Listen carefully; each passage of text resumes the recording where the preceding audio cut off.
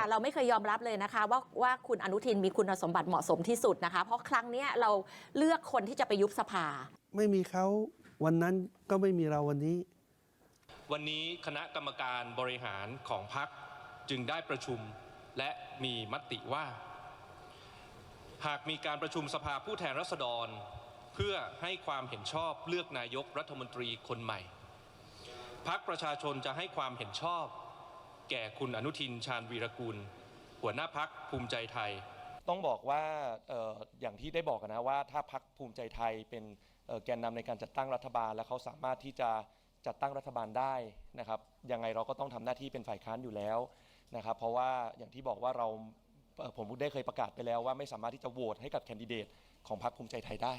นะเพราะนั้นณตอนนี้ก็อย่างที่ผมได้บอกไปครับเราไม่ใช่พรรคอันดับหนึ่งอาจอ่านตันใจจะพูดออกไปให้เธอรู้ใจควายหลับใน